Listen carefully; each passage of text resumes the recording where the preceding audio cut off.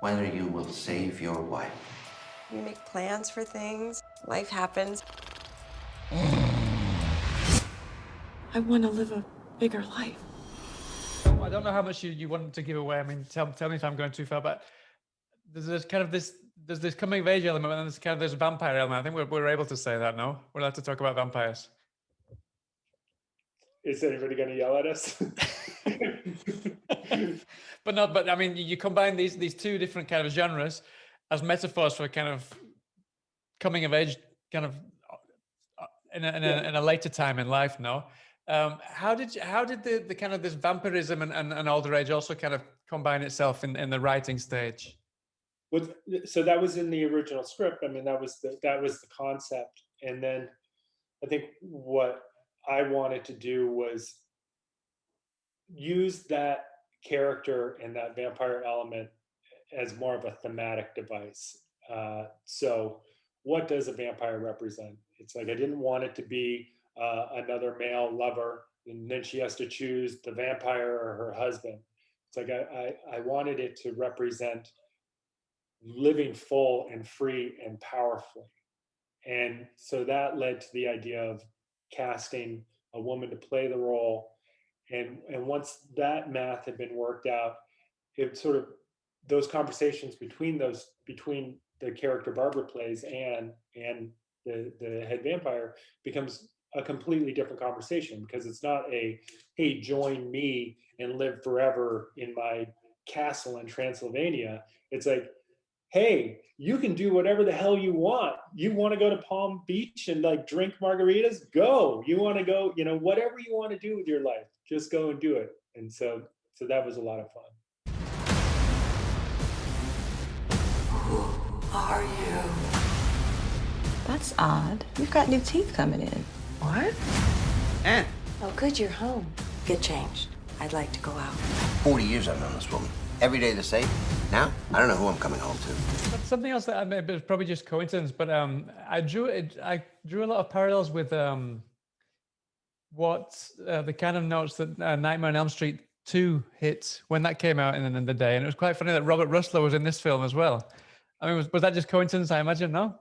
Well, Robert was in the film because he was in Vamp, which is another of my favorite old vampire movies, and I had done this screening of Thrashing at the Alamo Draft House, and he was kind enough to come down, and I was just like, oh, we got to get him in this movie as like the suave, potential love interest. Whatever happened to the adventurous Anne?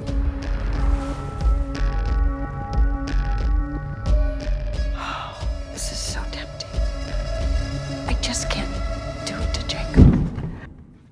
Oh!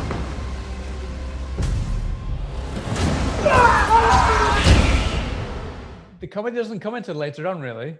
And when it does, there's some really kind of laugh out loud moments. I really love the balance that you managed to hit with the comedy. That must have been complicated as well, no? Thanks. I'm really glad to hear it. It hasn't screened yet, so I'm still got that anxiety of like, is it gonna work? But in my idea, it was like their lives are very small and boring, and she gets bit, and shit goes crazy. Yeah. And so the No, movie, well, exactly what it was. It's like, and all these kind of little tiffs and like just these things. I mean, everything goes crazy and scary, but they deal with it like a lover's tiff, like it's just a normal lover's tiff. And that was kind of the best kind of comedy moments of the film. And some of them really work really well. Yeah. Thanks. And that was, as the situation gets more and more absurd, I was like, oh, we can bring more humor into this. And what would the reality be if you found your wife lapping blood up off the floor? Like, what is that? It would be hilarious and weird and strange. And what would you do? So we'll see if the audience can hang with it, because, the beginning of the movie feels very sort of straight-laced and classic and controlled. At the end of the movie, you don't know what's going to happen next. It's a complete shift in tone, but it works. I thought it worked really well. And then also, I want to talk about Barbara again. For me, this is what I don't know whether it's because of what she does in the film, but it just feels like one of the best performances she's done since she has kind of come back on the scene. And I just felt that she really went out for it. She did a lot of things that we really haven't seen her do since she's been back in your next one, no? When she came back, when she kind of made a comeback. Since then, she hasn't really done anything as out there as this film. Was she very adamant that she kind of wanted to do something really different than she'd done before so far? Yeah, I mean, she knew this was a chance to flex her muscles and show her abilities as an actor. And I think the reason why actors don't always get a chance to do that is because the screenplays don't give them the real estate to do that.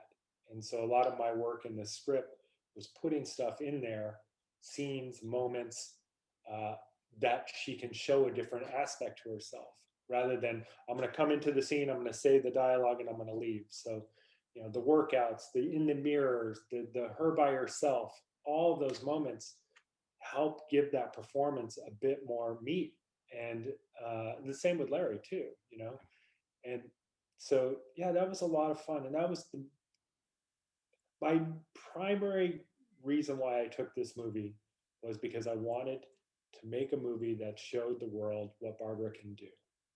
And so it's really nice to hear that you enjoyed the performance. No, I mean, pretty much as soon as she came on the screen, I could tell that this was going to be a different Barbara. So yeah, you were mission accomplished, definitely. Huh? So obviously, I mean, we're running out of time. So obviously, you're promoting this like crazy. And it's going to go on to release internationally soon as well. So congratulations for that. But I mean, because of lockdown, I imagine you kind of had a lot of ideas and had time to kind of think what you'd like to do next. Is there anything that you can tell us that you'd be keen to get off the ground next? Oh, I wish I could tell, but yes, lockdown was very, very productive. So there's a lot of Travis Stevens horror coming down the pipeline. That's good to hear. Well, thanks so much, Travis. It's really good to finally speak to you face to face, and I hope to speak to you in the flesh next time. Yes, sir. Okay? All the very best next week. I'm sure it's going to go down really, really well, the film. Thank you, sir. All right. Take care. Look after yourself. Take care, Travis. Bye then. Give me the strength to save her soul! We need to finish this!